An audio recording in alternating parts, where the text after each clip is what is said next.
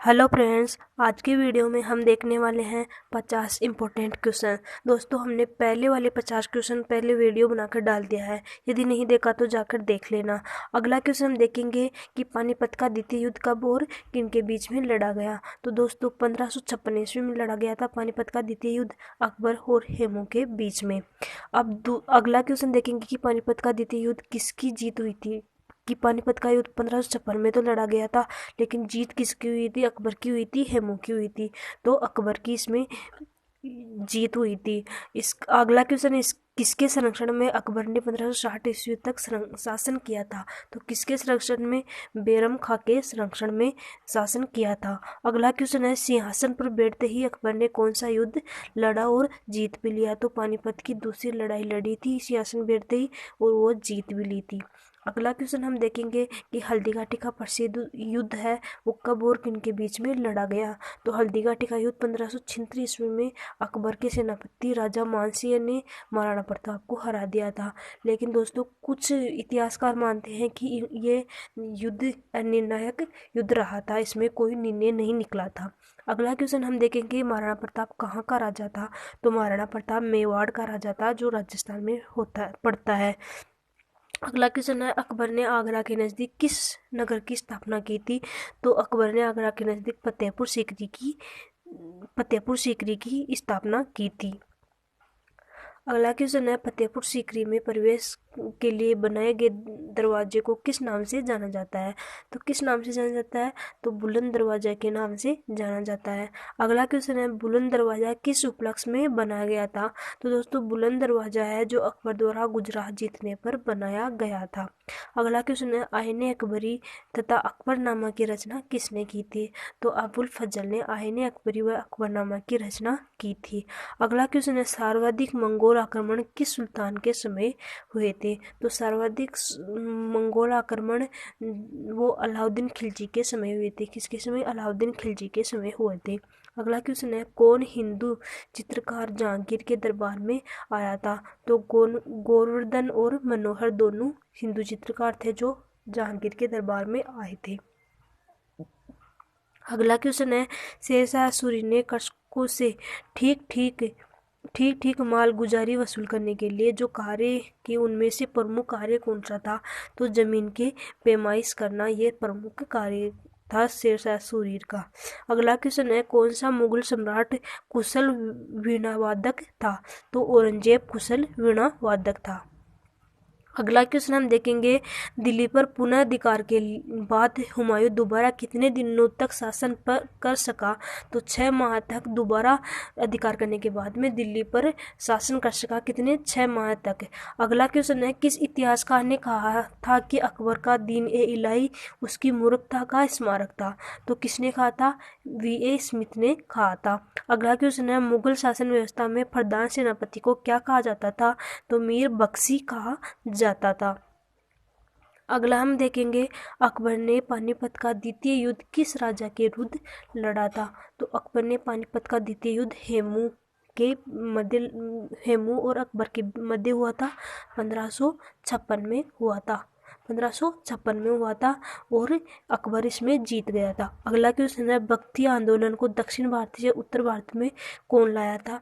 तो रामानंद जो संत थे वो दक्षिणी भक्ति आंदोलन को दक्षिण भारत से उत्तर भारत में लाए थे। अगला क्वेश्चन है, पानीपत की तृतीय लड़ाई में मराठों की हार का सबसे प्रमुख कारण क्या था। दोस्तों, पानीपत की तृतीय लड़ाई बाहू ने लड़ाई 2.5 माह के लिए टाल दी थी, कि बीच में 2.5 महीने का गैप दे दिया था, यही प्रमुख कारण था। अगला क्वेश्चन है, धर्म सुधार आंदोलन की शुरुआत कौन सी सदी में हुई थी। तो धर्म सुधार आंदोलन की शुरुआत 16वीं सदी में हुई थी। अगला क्वेश्चन है, किस जाट नेता ने अकबर की कब्र को लूटा था। तो राजा राम जाट नेता थे, उन्होंने अकबर की कब्र को लूट लिया था। औरंगजेब ने बीबी के मकबरे का निर्माण कहाँ पर करवाया था। तो औरंगाबाद महाराष्ट्र में करवाया था। अगला क्वेश्चन है, बुलंदशहर स्थित चंदेरी पर मेदिनी राय का अधिकार था और किस मुगल शासक ने 20 जनवरी 1528 को चंदेरी पर आक्रमण किया। तो बाबर ने चंदेरी पर आक्रमण किया था।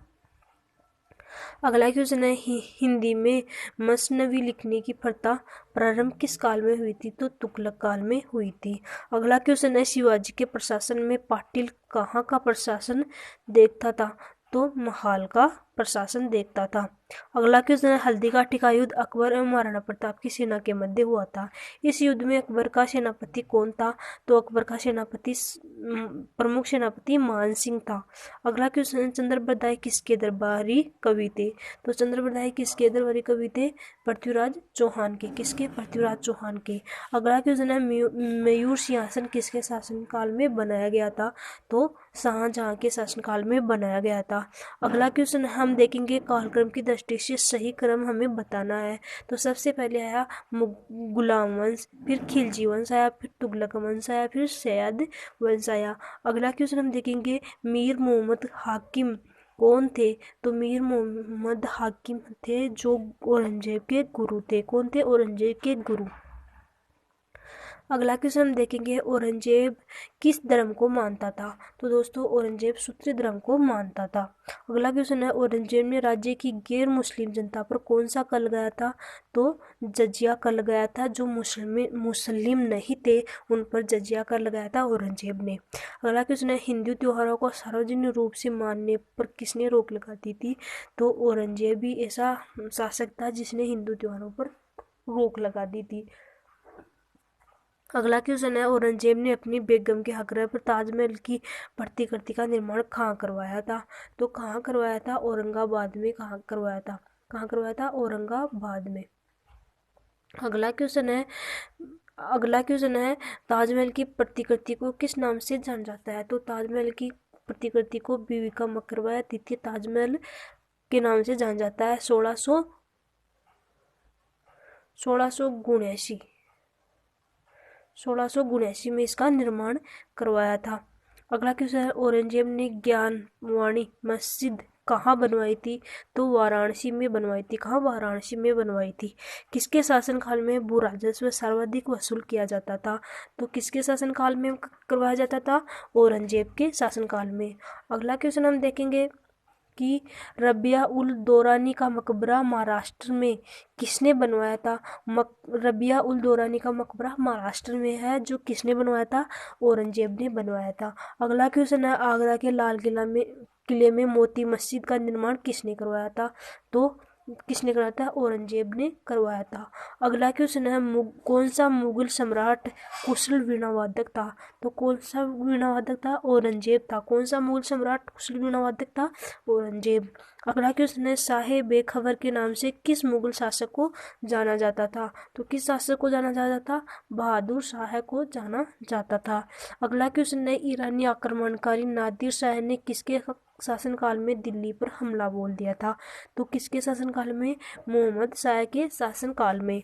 अगला क्वेश्चन है भारत से कोहिनूर हीरा और मयूर सिंहासन कौन लूट कर ले गया था? तो कौन लूट कर ले गया था? नादिर शाह लूट कर ले गया था। अगला क्वेश्चन है पानीपत का तीसरा युद्ध हुआ था वो किनके बीच में हुआ था? तो तीसरा युद्ध अहमद शाह अब्दाली और मराठों के बीच में हुआ था। अगला क्वेश्चन हम देखेंगे पानीपत के तीसरे युद्ध में किसकी हार हुई थी? तो पानीपत के तीसरे युद्ध में मराठों की हार हुई थी। अगला क्वेश्चन है बक्सर का युद्ध किसके बीच में लड़ा गया था? तो बंगाल के नवाब मीर कासिम और अंग्रेजों के बीच में लड़ा गया था। अगला क्वेश्चन है बक्सर का युद्ध कब लड़ा गया था? तो दोस्तों बक्सर का युद्ध 23 जून 1764 में अंग्रेजों की इसमें जीत हुई थी। बक्सर का युद्ध में 23 जून 1764 में लड़ा गया था।